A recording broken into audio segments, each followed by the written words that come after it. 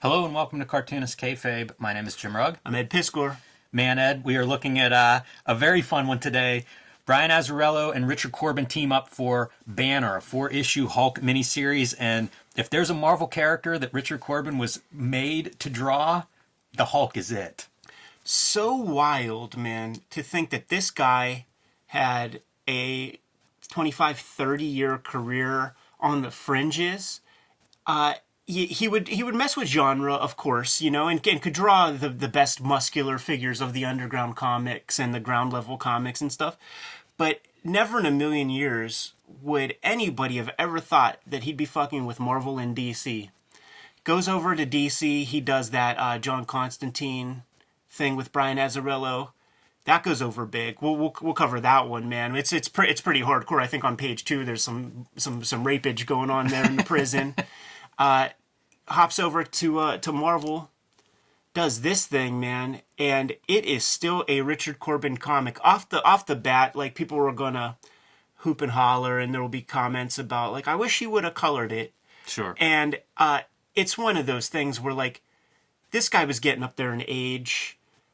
The choices are, you either don't get this comic, or you get this comic with him drawing it, and you endure the color. And I will every time take more Richard Corben comics than less Richard Corben comics. So let's cut that part out of the conversation, because yes, of course, like, I would love to have him color his whole thing. This looks pretty good. That might be him, actually. He may color these covers. They do look really sharp. And if you look at, like, Hulk, like, I was looking at this cover and thinking, like, there's all this rendering in ink on the Banner figure here in the foreground, and you look at the Hulk and there's, like, muscles that are airbrushed in and stuff. That's why I think it's him. Very little of the black rendering in those muscles. So yeah, it could be him. Reminds me a little bit of some early Kevin Nolan coloring. Like, he did a Man-Thing miniseries that really kind of looks like this. They're both being, from Kansas, an interesting artist who are good with color and do a lot of the stuff themselves. The other piece with this cover is, obviously, I'm coming off of Hulk Grand Design, or in the midst of wrapping up Hulk Grand Design. One of the big pieces for me was a John Romita piece that was on, like, cups and bowls and stuff, of Hulk crashing through a blue wall. The color scheme's the same. Like, this really kind of calls back memories to that piece, which was on, part of my childhood, because I had one of those Hulk bowls that I would eat cereal out of when I was 6, and it's kind of like an updated image in some ways of that licensed image of the Hulk. You think about the licensed image of these characters, man, and there's a reason why you get John Romita to do it, man, because this would make you shit your pants as a 5-year-old. Right. All right, man, well, let's dive in. The other piece for bringing Corben to Marvel or DC, I think, is Axel Alonso. Yeah. Who had been an editor at Vertigo. And, man, look, just from panel 1, this is how you do it, everybody. Like, Azzarello, I assume, writes this and figures this out. But give us the money right from page 1. This is how you sell a comic. I pick this up off the new rack and open page 1. That's it. That's going home with me. Unmistakable Richard Corben comic, with the lettering, with the kind of panel composition, these, like, dough ball figures. Yeah, it's just the perfect combination of character and artist.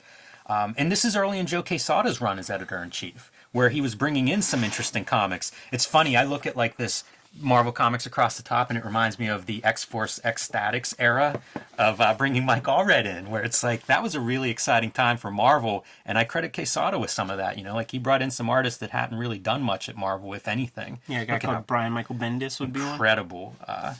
There's so much good Hulk art through this series. Yeah, like, I love Corben comics so much, man, because if he came in cold and he wasn't Richard Corben, but he had this exact style, he would not get a job at Marvel Comics. They would tell him, you got to work on your backgrounds. That's such a cartoon, like an underground comics background. Yeah, you got to work on your anatomy. So, like, what I like about Corben is, like, every panel is not consistent, and there's a freedom to that to me. And I feel a sense of freedom within him being projected by him, just, like, thinking that, like the story is the thing, like, that's the most important part, and then there will be these elements that are just super wonky, but I fucking love it. Yeah. This is cool, like the Hulk wrecking ball taking down a building. Love that. I'm going to compliment the colorist right here because we've got green, orange, and purple, and your purple in your eye. It's perfect for a Hulk image. I'm sure there'll be some stuff that maybe isn't as good. But Here we are. by and large, I think the colorist does all right. Like, I wasn't taken out of it. Yeah. I mean, this is a very dark page and stuff, man. But I see what they're trying to do, trying to get a little mood in there. See, and this is what I mean. Like, he's just kind of going hog wild. Like, he is not worried about making these characters stand on the same perspective and junk. It's like, just get them in there, get everything you need in there. It's a destructive scene, you know, like what we're trying to communicate is this is the aftermath. This is like your natural disaster has rolled through this city, and this is what happens afterwards. Like, try to just repair and save and rescue, and this is what happens with the Hulk. Early 2000s, we're coming off the extreme 90s. We saw that Tobacco is Wacko ad up front, and just like the obnoxious ad stuff, man. It was like, this was how you sold shit back in the day, man. Amazing. What's the budget on this movie? Somebody was like, $40 million? Yeah, that sounds like money well spent. And there's a cut line. Yeah, so you could hang that up, man. Yeah, whoever cuts that out, shame on you. So Doc Samson shows up, in this aftermath. Kind of a fun story. This is set, I guess, outside of Hulk continuity. There's an editorial in the back, and it's about startling stories is what they call this. And I don't know that gained any traction. I don't know even what another startling story was. Pete Bag's megalomaniacal Spider-Man is a startling story. All right, I didn't realize that. And see our video for that one, man. Talk about a fun comic from that era. But it allows this to be kind of a standalone and exist outside. And Samson being, part of the team, the government team cleanup that's squad, really trying to manage Hulk and what he does. So Thunderbolt Ross as well. Pretty good Thunderbolt Ross. It's that fun thing where Hulk is on a rampage, so they just trail behind him and have to kayfabe to the community what just happened. Oh yeah, tornado or this or that. Yeah, and that's what he's putting together here. Once we have our national disaster, the president will have his press conference. So they're just working out the story that they're going to release to the press as to what happened here. Kind of a good Hulk story. It's great, man. It's great. And you see the remnants, the famous purple pants. Look at this for your foreshortening kind of panel. Love it. It's one of those ones where you can soften the focus of your eyes and just imagine the Richard Corben reference photo, and he would do that where like there would be one photo like he's making that one up, but this one it's not quite working. I'm gonna pose it. I'm gonna figure it out, and there's always a dissonance, and it would be considered wrong. Like if you were teaching comics, you would say don't do that. Yeah. You got to be more consistent with your pages, but Richard Corben does not have to do that. It's really neat because to me, of course, I think of Kirby, right? And the big square fingers coming out. So it's almost like an Easter egg of Jack Kirby, the Jack Kirby hand. It's true. And it's a weird perspective. Like that Kirby foreshortening is not easy to figure out. And when you do it wrong, it looks like Steranko. And so that's like Steranko-ish. Yeah. I have to point out the 100 Greatest Marvels of All Time list. Because on here is X Factor 87, the Psychiatrist issue by Peter David and Joe Quesada. One that we're going to look at some point. Kiko Johnson bringing that to our attention and something I'm kind of interested to revisit. But pretty fun to see. This would have been like a web poll, I believe, is how they compiled these. Oh, interesting. So Marvel readers, trying to put together this list in the early 2000s of the 100 Greatest Marvels of all time. Look at this, man. Straight up X-Files. See, I'm not complaining about that color choice. Yeah, and really you cool. wonder, someone's directing there a little bit. I mean, right? feel He's like got to have a vision, Corben, Yeah. in terms of let's do it this way. Yeah. Boy, it's pretty impressive though. It is. It's like light from the heavens, and just that's crazy. It looks like Pompeii or something, like just a statue. Yeah, it's really strange. Like, I don't know this colorist group, for all I know, it's a pseudonym of a few people, including possibly Corben being involved. I think his daughter colored his work at a certain point. Yes. Maybe she has a hand in it. Who knows? Yeah, it could be something like that. This is kind of a weird bit of the headlights, like going across pages and stuff. The purple and orange, I like that color choice of doing those secondary colors throughout a lot of this series. Corben colors. And you're seeing Banner even caught up in the aftermath of this kind of chaos. And it's kind of neat to think of Banner that he could blend into this, like once he's leveled the city, like he can just kind of transform himself back into the people that have all been displaced, the war-torn refugee-like appearance there. And then you get the ads of what else was going on.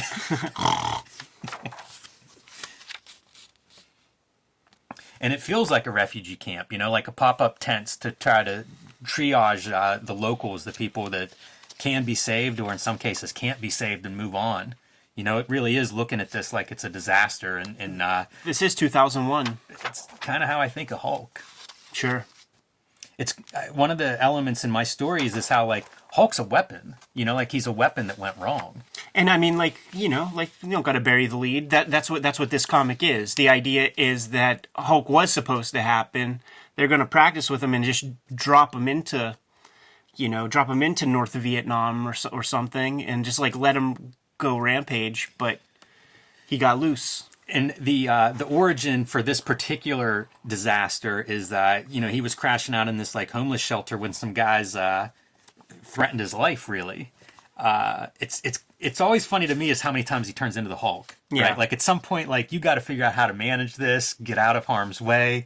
So they kind of go out of their way, I guess, to make it look like don't blame him. You know how not his fault. You know how it is, guys, man. You just don't watch the first 2 commercial breaks of the Lou Ferrigno show.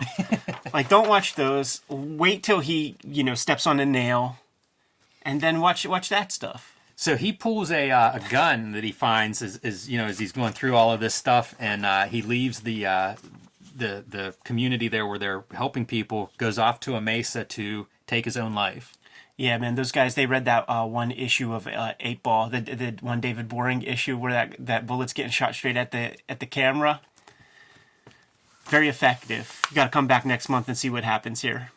Look at how distorted this face is. That feels like a camera reference where your camera's right in the grill, like a different lens. Yeah. To have kind of that reverse fisheye.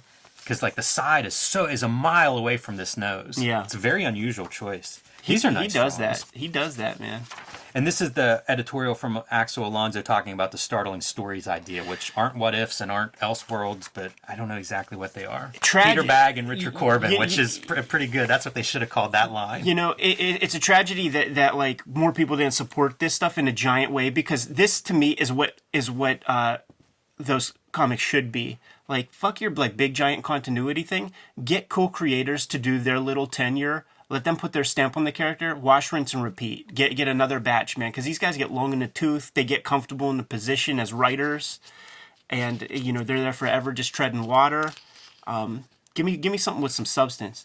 We interrupt this video to pay some bills. Ed Piskor's Red Room. Do you like graphic violence, outlaw artwork? How do you feel about murder on the dark web for fun and profit? There are now several ways to pick up Ed Piskor's Red Room, starting with The Antisocial Network, a graphic novel available wherever books are sold that collects the first 4 issues of Red Room in this handsome volume, along with some great back matter like a first draft, in drawing form no less. Very awesome. Notes from the creator like a director's commentary. There's also new monthly Red Room comics starting up coming March 9th. Trigger warnings. The next series of Red Room comics, all self-contained by the way, so like series of short stories. Starting March 9th, this will be the cover to look for in your local comic shop. By the way, due to ransomware attacks on the distributor, this may be the lowest print run of any Red Room title, so pick this up as soon as you see it. These are the variants. Peach Momoko returns to do a Red Room variant for trigger warnings. This is my variant based on the Robert Crumb Zap comics. And this is Ed's variant, more along the lines of a traditional book cover design. Again, those will be in comic shops March 9th. Pick those up as soon as you see them. If you can't wait until March 9th, you can follow Red Room on Ed's Patreon and read them early as he's finishing them, posts new pages every Tuesday. And they are currently in the middle of trigger warnings on the Patreon, and that's patreon.com/EdPiskor. Links that you can find below this video. Pick up Red Room anywhere you buy comics. The perfect gift for yourself or the horror fan in your life.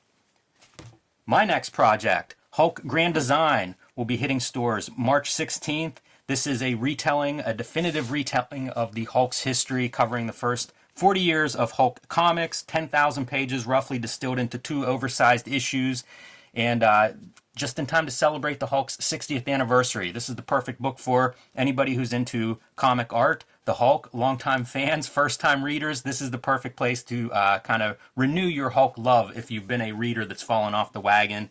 And I need your help with this. I'm asking everybody who's watching Kayfabe to tell their local comic shops to pre-order Hulk Grand Design Monster for March 16th. That's 3/16. It'll be in stores everywhere. But you need to order that now if you want your store to stock up on Hulk Grand Design. You know what I was thinking, Jimmy? We've Kayfabe affected so much stuff out in the comic book universe.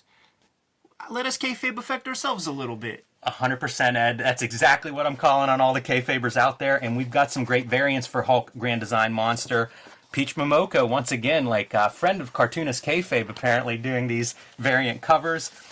Marcos Martin doing a cool Hulk transformation. And, of course, Cartoonist Kayfabe's own Ed Piskor paying homage to Todd McFarlane as well as Herb Trimpe's original Wolverine appearance with the whiskers. Such a cool comic, like I've said before. Makes me a little bit jealous that you came up with this concept, Ed. I love it. And for everybody watching, these variant covers are not retailer incentives. If you see one of these covers and that's the one you want, all the more reason to pre-order. Tell your local comic shop you want the Ed Piskor variant, and it'll be waiting on you March 16th. And now back to our regular scheduled videos. Reminds me a little bit of Apocalypse Now. Yeah. You know, anytime you see a bunch of helicopter gunships flying in, like, hard not to see that. You hear the Flight of the Valkyries? The red, yep, exactly. And the little Doc Samson insignia on the side, although it's on a couple of them, so not sure about that, but good cover. All right, man, so he shot himself in the face last round. And that's how he transforms into Hulk this time. So it's instantaneous. Spits out the slug. That's so funny. That feels almost that feels almost like a Vertigo comic or something, you know. Even like Arseface there as he's puckering up to spit it out. Yeah, Studio F is your color, so I don't know if that's like a group of people maybe working under a collective name or not. Smashes the gun. That's a wild Hulk face. We're gonna see some real hamburger faces in a minute, man. Yeah, I like it. And smashes the mountain that's underneath him. The mace, I suppose. Corn nuts. Corn nuts commercial. Good drawing. Sure. Man, all the ads are so, like, they might be more powerful for me in nostalgia than, like, the comics. That's how it goes. I guess so. I guess you'd see him a lot over and over. Yeah. And Samson working up his morning sweat here, doing some curls. This is another piece of Corben where he is adventurous with his compositions and will cut off a face all weird like that. Like, nobody else would choose to do that, nor would, if he was coming in cold, would that be acceptable by an editor. But it works, you know? Like, it just kind of proves that your standard idea of rules are bullshit, really. I look at his stuff and I think, like, this is not true perspective, but it does read like it's not jarring. Yeah. I wonder how true it is. It may be more true than I give it credit for. You know, I mean, that's a pretty good one. But like that FEMA camp setup that we were talking about earlier, Yeah. it's really about it's like iconography or something because it's just like get the things that you need in there, and it's way off perspective. Like because we're used to seeing like what an Otomo version of that would be, and where everything is rooted in solid like that. Here's that hamburger face, like Yes. hamburger. Maybe his model wasn't fully formed at this point. Famous for making little head models and stuff that he could then reference with light.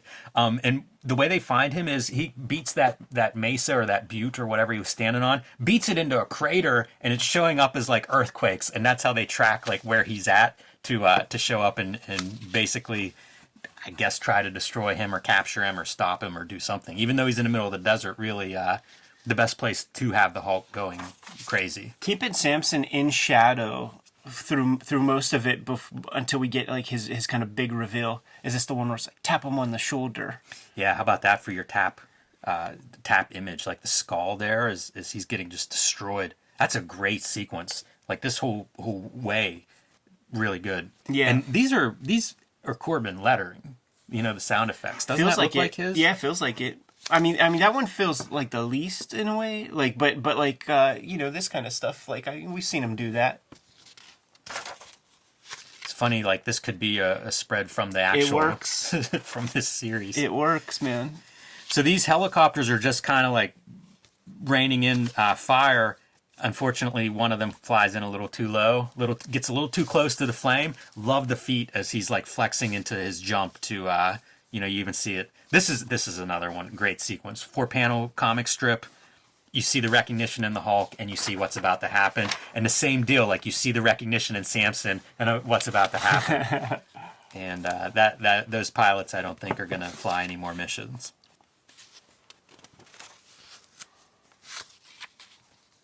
His drawings are scary, man. They are scary. Doc Samson, like, that's a scary looking guy. Yeah, the text. Barely human. It's like you recognize it as human because it has a nose, eyes, mouth, but it's all gangly and weird. Hamburger. There's your money shot. Man, I love any of these, like, just seeing, like, how he draws all the little bits of the figure, stuff that you see, like, a slightly different version of, like, those Hulk feet. Hard to draw feet, and you don't see that version of Hulk feet. Right. So that was about as much as Samson could do to buy time for to pretty much for himself to escape and leave everybody else behind. They have this new weapon that they're trying to use on him, and that's what you see here. And it's talked about early. It's kind of set up as is the weapon ready? They shot him with a missile already, man. That didn't do anything. They hit him in the head with a helicopter blade. How badass is that? It always looks like he gets fucked up, like that missile hit him and you saw skeleton and stuff, and then the next panel you see nothing. So this is like Terry Toons, Tom and Jerry. This is a Tom and Jerry story. Because he's so great, up. his reflection in the mirror before he gets hit. Right. But you know what? The better you can make it look like he's suffering some kind of pain, the better it makes sense of him being in the just angry, agitated state that he's in. Yeah. It's really selling like like you want to be pissed off, hit him with a helicopter rotor. Jeez. Thanks, Greg. And here we go. Man. But before they leave, Samson's like, do me a favor, Bruce, don't tear through them too quickly. He's just leaving behind that whole like helicopter platoon to, keep Hulk occupied, and you guys probably aren't coming back. He says, man, the point of those lives is to keep that brute occupied. But then it's that thing of like, better those guys who kind of, signed up for this man's army, sacrifice themselves, man, than allow Hulk to go to like another town. So yeah, Santa Fe, where there are even more lives. And that's one of those good, believable kinds of things that you could put into a comic.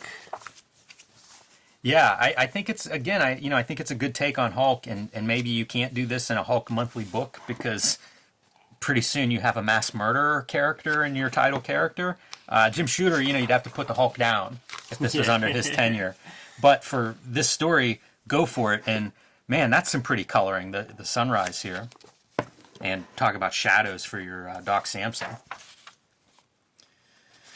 So Thunderbolt Ross, not happy with how this is going down. And who can blame him? This is your aftermath. Great caricature. That Stogie. You could almost imagine this in Mad Mag. Like there's an alternative universe where this is a Mad Magazine artist. Yeah. And a very good one. Lest we forget, this comic is called Banner. Gotta get some Bruce Banner in there every now and then. The funniest part is like that lettering choice. Sucks ass compared to like, your Richard Corben type. And I actually am beginning to think that he maybe he's not like the letterer of some of this stuff, man. It's like the same line weight and shit. Like they're trying to kayfabe some Corben lettering. Yeah, I suppose it's possible. All right, so of course, why does he turn into Hulk? Well, he stops to get a drink of water, and he's in the middle of a couple of guys like robbing this little middle of nowhere liquor convenience store. But it's the okey doke that you're gonna get hit with, man. Because they take it to the place of absurdity. Also, green tinge to this stuff, man. He's in the Hulk Matrix. so it's like, is it the guys? Nah, it's not the guys, man. It's a dog. No, it's not the dog. Here we go. What's it gonna be? Is it the cops? Is it? No, it's not the cops. It's a scorpion. That is a lot of putting off your climax. That's foreplay. That's Hulk foreplay, Ed. Go back real quick. One more. So you got your scene there, like right when he's turning, and then take it to like the next panel. Not Corben lettering. Absolutely not. Like that's some fucking Richard Starkings type shit. Same camera point of view, except body bags and FEMA tents and stuff. Yeah, and again, you see your tension between your specialist Doc Samson there, just to control this Hulk, get him in-house, in prison, dead, whatever it is, and your military guy who's not on board for that kind of woo-woo approach. There's, again, with the coloring, this green tinge, and then your outside lighting is purple. Not accidental. Works pretty well. For all the criticism, again, that we level at a lot of these colorists, I feel like that's not bad. Love the smoke blowing out. Yeah.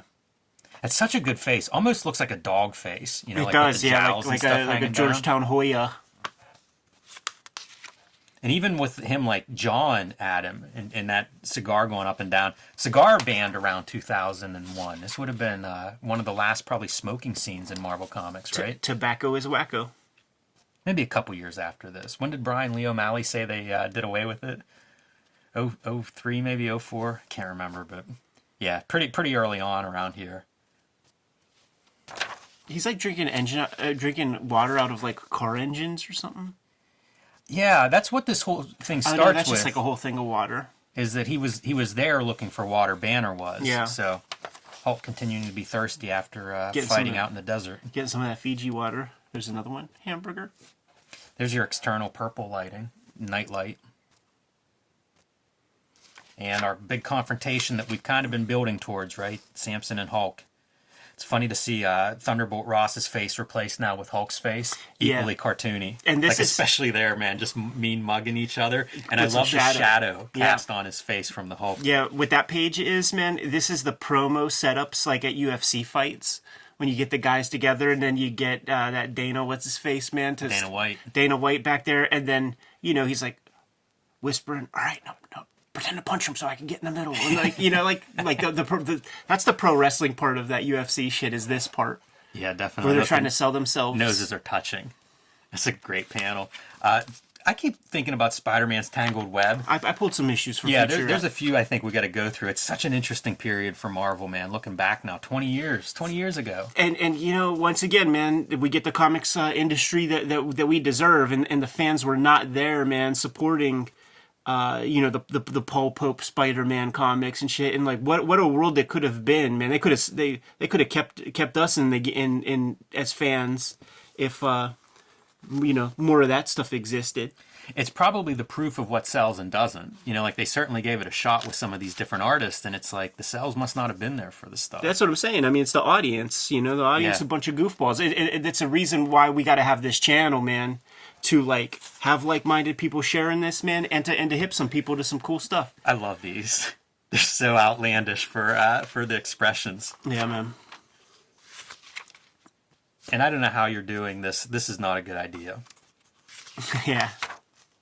Boom. Yeah, he gave him a fair one. Like, see, Doc Samson flies too close to the sun with wings made of wax, man. So he gave Hulk a fair one, and Hulk responded in kind. And this is almost your callback to cover number 1. With your fist drawn, and what a great panel for a punch there. There's your hamburger face head. This is pretty good for showing some weight of like catching those fists in his hand. Pummeling our guy. Yeah, it doesn't help. It doesn't ultimately help, but we're off to our conclusion now. And another great cover. Love that shadow of the Hulk behind Banner and his little padded cell. Shades of like a kind of like a Charles Atlas kind of ad or whatever. We get your homunculus douchebag who turns into a big muscle guy. A little reference to that Hellblazer run, maybe. Incarcerated guy in his prison getup.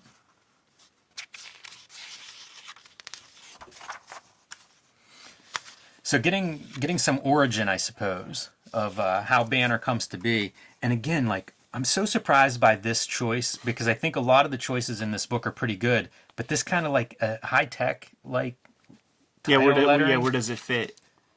Not clear, not obvious. This is interesting, man, because like, of course, we got like a different kind of green tinge. It's daylight green, but it could have some storytelling relevance when you see everything starting to drop, and then you discover that there's like a sleeping gas that's being. So that's the color of the sleeping gas, man. Yeah, that's a cool detail. And you see the entire town has been knocked out. So we're gonna try to pick up Banner without waking up Hulk. And dudes in their suits, hazmat suits, coming to get him and hauling him away.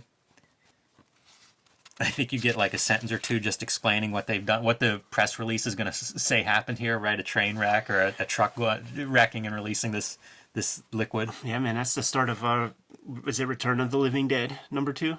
Love the bandaged up Samson. Something that you see in the Incredible Hulk comic, the regular comic, from time to time whenever he has a run in. Although this one looks really good. The swelled up eye is very believable as a swelled up eye. Yeah. And Dr. Lecter. Absolutely. Or I guess it's probably before that second X-Men movie with Magneto in the plastic cell. But totally, man, they got him. And they got him hooked up to nitrogen and oxygen. Nitrous oxide, baby. Yeah, he's in a good mood in there. Not going to get that heart rate up. Look at him smiling. It makes him look so creepy. Same with those reflective lenses. Yeah, man, because you take the windows to the soul away. You know, you just let the reflection do its thing, and it's hollow. And the plan is simple. They're going to lobotomize Banner. Yeah, man, just tap him with that nail inside that orbital. And Doc Samson does not like that idea. He's a brilliant guy, this Banner. He created the initial program. He is Doc Samson's god. You know, like, the Hulk was an accident, but it was, you know, an effort, a beta stage to get to Doc Samson. He recognizes Banner's genius, but Banner's like, you know what, man? They're probably right. Probably not that bad of a thing. Look at that foreshortening. That's Corben. That's what I'm saying. It kind of, his art feels so freeing to me, like free of rules. Like it's an example where the storytelling is the important part to you or me. Like the regular Wednesday warrior is going to see this and be like, I do not accept my mid-range characters having such big heads. Right. I won't stand for it. Makes me think of like when we look at Rob Liefeld, and I can imagine hate comments coming in just by me saying what I just said. Yeah, say feet. But, you know, like, it's not about accurate anatomy. No. You know, like if you listed my favorite cartoonist, you wouldn't have a bunch of guys who's the best at drawing anatomy. I don't care. Yeah. In fact, I often find really good anatomy boring. Sure. We've seen so much of it, man. Like with these guys that are tracing off these photos, like for these ads, you know, and turning it into Psylocke. This is a story of, within this universe of Hulk, of Banner being deployed as a weapon. Yeah. So early on, dropped out of this stealth bomber into hostile territory, and, you know, this is your end results. Yeah, man. Just waking up with enemies defeated. When I was in 3rd grade living in Baltimore, not far from Washington, D.C., that's when they sort of unveiled the stealth bomber. But we saw that shit, and it was freaking people out. And then you realize, like, oh, that's us, man. That thing up there, that's us. It's not Batman. This is Fuckator. This page could be right out of that. For sure. Yeah, for sure. It's a great face on him. That feels like something that he had to have a model he was lighting. Like, to get that shadow off of the nose and stuff there, I don't think you fake that. That's what I'm saying. Like you could always tell, like when he goes that direction, and then when you see what Richard Corben looks like that's his face. That's Richard Corben right there. Some of these pages I just love, and Hulk's not even on them, like pressing his face against that plexiglass or whatever that is. Let me see the original of that, because they're kayfabing the line work to make it reflective, and I would love to see what that looks like in black line. That's a good point. They had some of, I can't remember if they had Banner specifically, but the Angoulême exhibit had some of his Marvel pages there. Yeah. And they're stunning. They're what you would expect. Why isn't there an artist edition of Corben, you know? Like, even if it's something that his estate would put out, you know, because he seems very protective of that art and copyright. Like, wouldn't that be an amazing book? Yeah. This is this thing that happens every now and then. You'll read an article about, there'll be something in the news about airplane flying over protected airspace. They set up the jets to go see what's going on, and the jet fighter is looking in the window and see everybody sleeping. It's the reason why those like masks come down from the top of the airplane, Right. so that you can like take in oxygen. Because what happens is, it's nitrous oxide, a lot of nitrogen up there in the upper atmosphere, and when you're when you're underwater and you feel that panic, that's carbon dioxide, and your body's kind of thrashing because of that. But gases like nitrogen, your body gets tricked into thinking that you're just breathing regular air when you're not, and you're not taking in oxygen, and you just slumber away, man. And you're toast. Can't tell if you're describing a good way to go or not. I can't think of a better way. You see, this is a pretty cool kind of piece. It's him tying the tube off. Yeah, man. It's good cartooning, and that's it. And then Maybe it's not it. it's so good, right? That's really good, man. It is. It's a fun series, and man, I love seeing Corben art in any capacity. But considering how much Hulk I've been looking at and thinking about the last year, it's so much fun to go through this. A lot of good stuff to say about Brian Azzarello's contribution to this, because unlike the monthly stuff that we were looking at, where Peter David is very comfortably sitting in that position for years, regardless of who the artist is, he's got his story to tell. He wants to tell his story, yada yada. This is a Richard Corben vehicle. Brian Azzarello gets out of the fucking way, sets that dude up so that he can excel and make his statement with the Hulk, his being Richard Corben. So I give mad props to Azzarello, who was very, very, very hot at the time with his 100 Bullets and his run on Constantine and numerous other projects. But ego in check. I get to fucking write a Richard Corben comic, another Richard Corben comic. We've got a little bit of rapport from our previous works. Yeah, I wonder what their relationship was like, if it was a matter of them talking. Like, hey, Corben, what do you want to draw? What should I put in here? Any favorite characters you want in here? Which, by the way, comic writers, that should be default setting, you fucking dweebs. You cornballs. That should be your default setting, man. You talk to your artist, see what they're excited about. The best tattoo that you can get from a tattoo artist is the one that they want to make, not your little lotus flower that you want on your ankle bone. You dig what I'm saying, man? See what those guys want to draw, what inspires them. You write around that, man, because you guys are killing our comics culture with your fucking bullshit. One last note. All these banner logos slightly different from book to book. So I don't know if that was a Corben design or not. But, you can see like the crack formations just a little bit different, sometimes very different. But kind of working that in as part of the art, which I, again, like, to me, I think of that as alternative comics. I always think of Klaus 8-Ball and how, like, every issue, or Acme, every issue, Dirty Plot, they all would have different logos that would go with their art. Something that I've done with Street Angel, something I love. And when you like an artist and you see them doing that, that stands out. So kind of a cool detail. Yeah, it does, man. Some work better than others. Maybe on your issue 1, you wanted to say banner a little more clearly. Could be. Although, I don't think you're going to be too confused by that cover. Bizarre. Good to go? Yes. Kayfabers, like, follow, subscribe to the YouTube channel, hit the bell, will notify you when new vids are available. What's out there, Jimmy?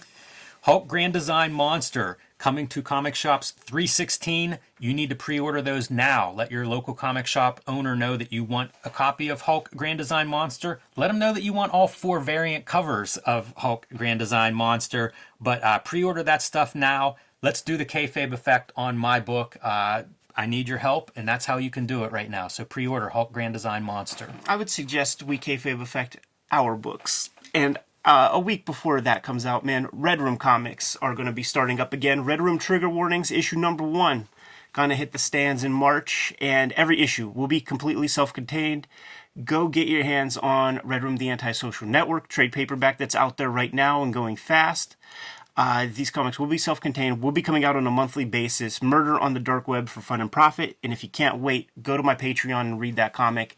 today. I serialize new strips every Tuesday. We have links in our link trees in the description below this video where you can get to all of these locations. What else do we have out there, Jimmy? Subscribe to the Cartoonist Kayfabe e-newsletter at the links below this video. You can also find Cartoonist Kayfabe t-shirts and merchandise at the links below this video. Given those marching orders, we're going to be on our way. Read more comics.